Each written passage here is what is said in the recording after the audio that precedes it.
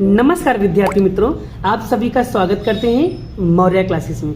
विद्यार्थी मित्रों, already account class 12 chapter number 2 part 2 की बुक में, जिसका नाम है कंपनी के वार्षिक हिसाब, हम क्या करा रहे हैं बच्चों? कंपनी के वार्षिक हिसाब, जिसे इंग्लिश में कहते हैं कंपनी का फाइनल अकाउंट। एक्चुअली बड़ा इस चैप्टर में से खोले एक ही क्वेश्चन आता है, सेक्शन एफ में पूछा जाता है 11 नंबर का।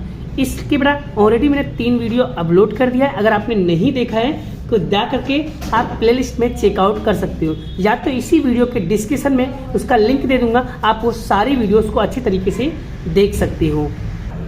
चलिए बच्चों, तो आज हम आपको बड़ा यहाँ पर ऐसे सम्स लेने वाले हैं जो आपके एग्जाम की दृष्टि से काफ़ी ज़्यादा इम्पोर्टेंस होगा, और वो कॉन्सेप्ट क्लियर करने से आपको 3 से 4 सवाल आपको ऑटोमेटिकली 100% आ जाएंगे, मुझे पूरा विश्वास है।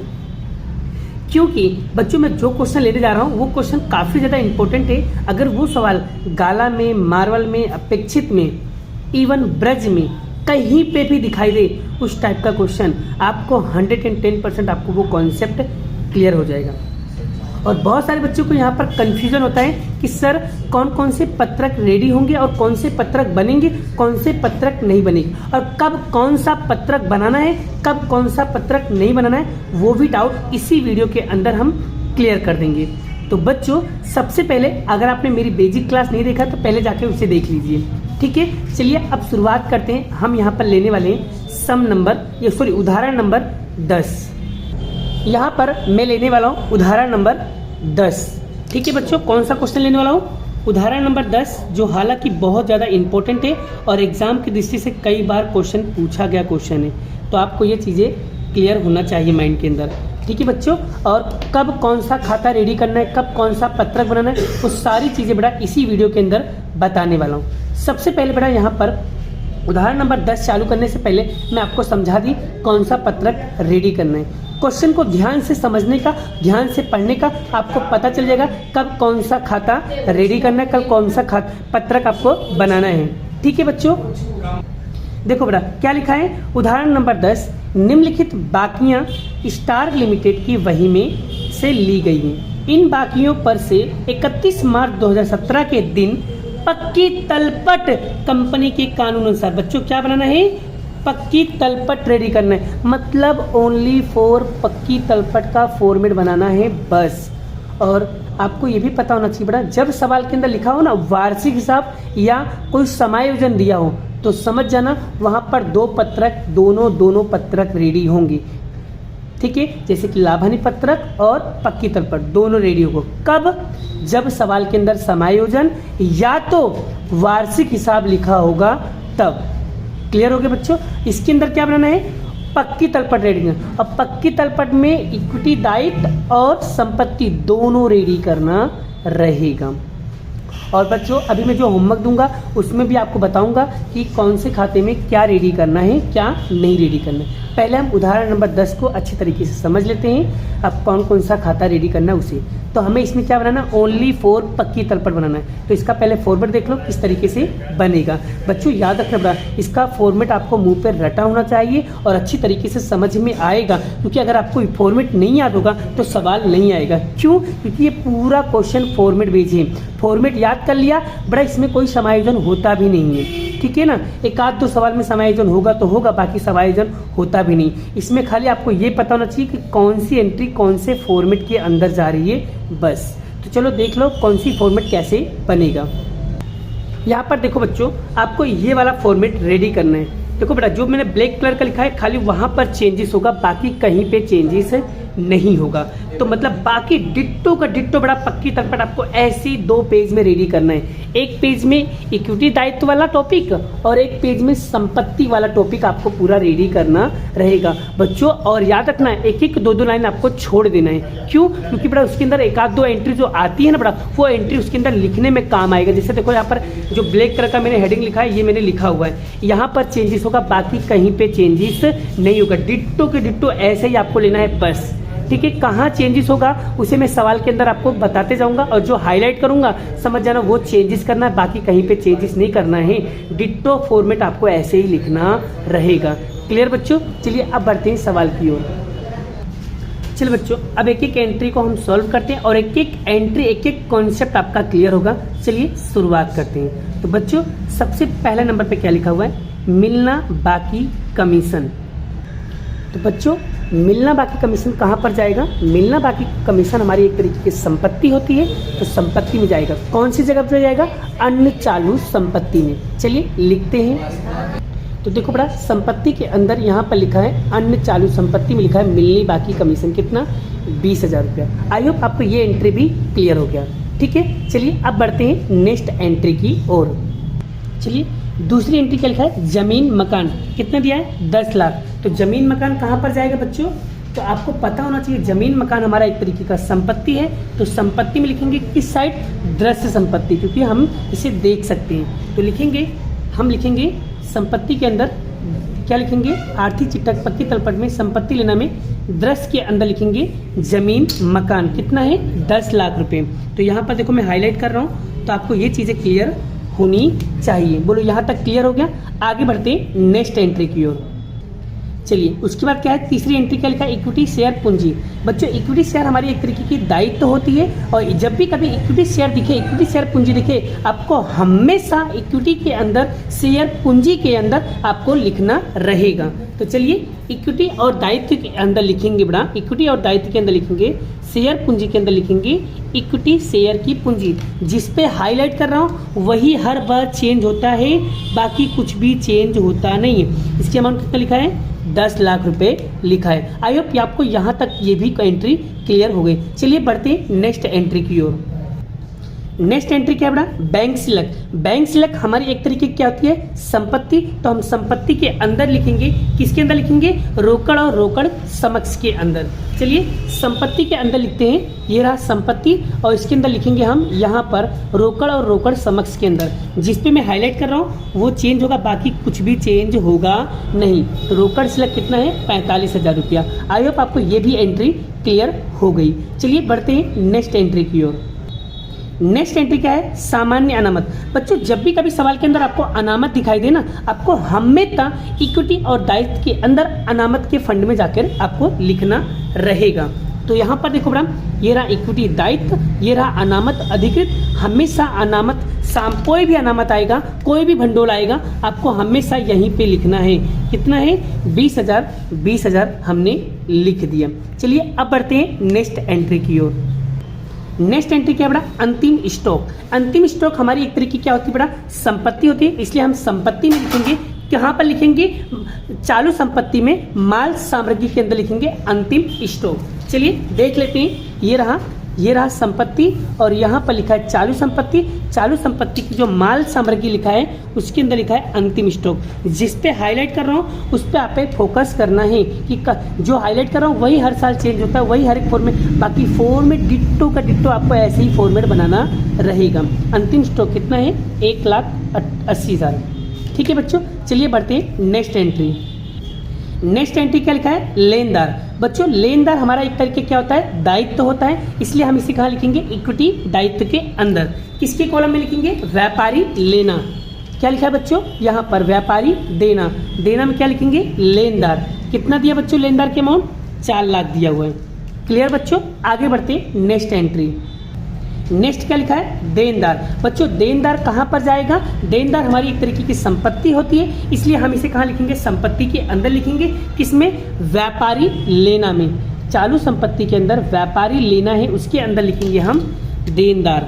जिस पे हाईलाइट कर रहा हूँ उस पर आपको ज़्यादा फोकस करना रहेगा। कितना दिया है? 2,30,000। क्लियर हो गया? चलिए बढ़ते हैं नेक्स्ट एंट्री की ओर। नेक्स्ट क्या है बेटा? 10% डिवेंचर। बच्चों, डिवेंचर हो कि कोई भी इक्विटी शेयर हो, कुछ भी हो, ट्रेजर में बेटा आपको हमेशा कहाँ लिखोगे? इक्विटी दायित्व के अंदर। किसके अंदर लिखोगे? दीर्घकालीन उधार ली रकम के अंदर। कितना लिखोगे? कितना दिया है? यहाँ पर दिया हुआ है 1,30,000। तो ये रहा इक्विटी दायित्व। किसके अंदर लिखेंगे? बिन चालू दायित्व के अंदर दीर्घकालीन उधार ली रकम है, उसके अंदर लिखेंगे हम क्या?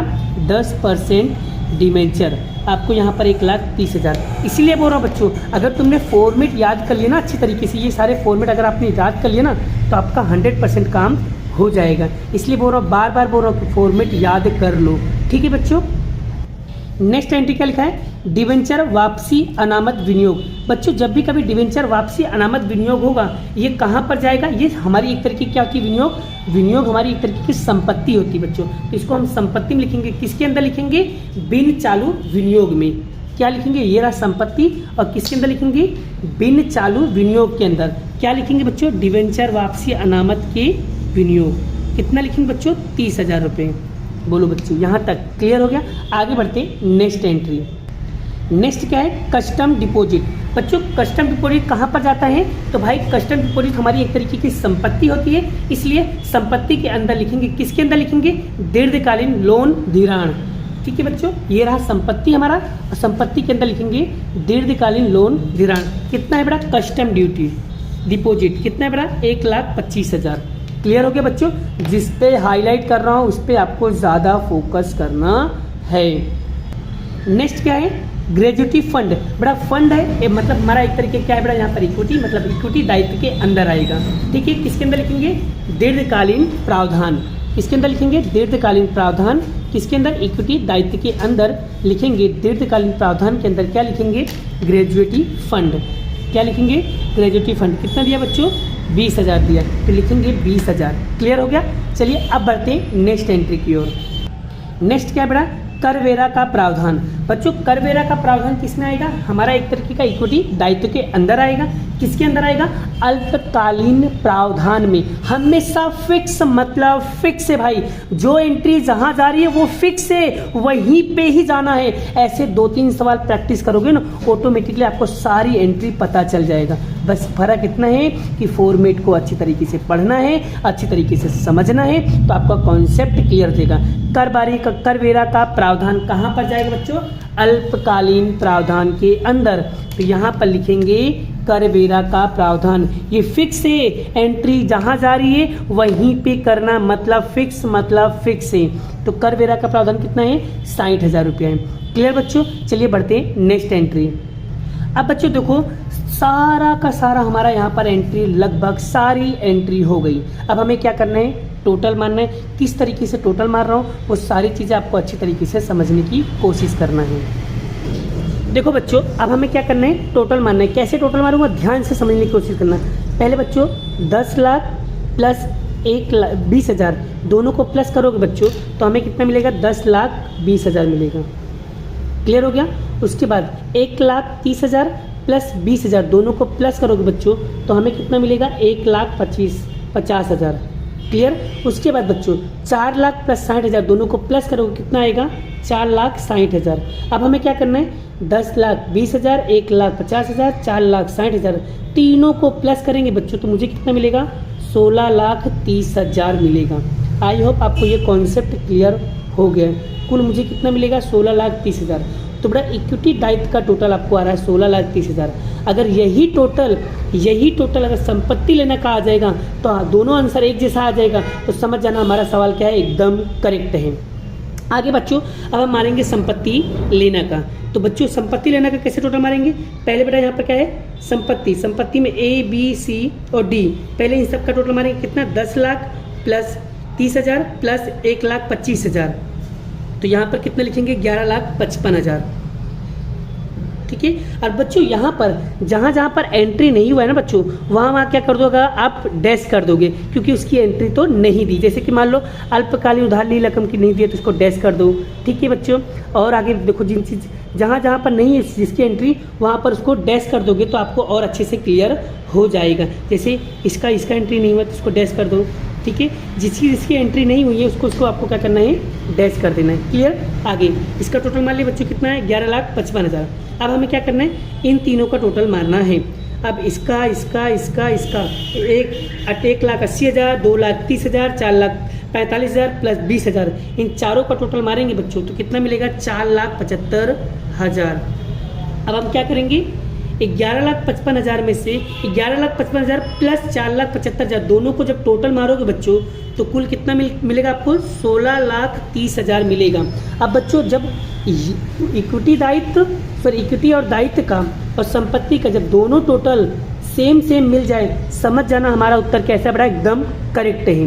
अब बच्चों इस टाइप से बड़ा क्वेश्चन कोई भी आएगा तो आप कर लोगे।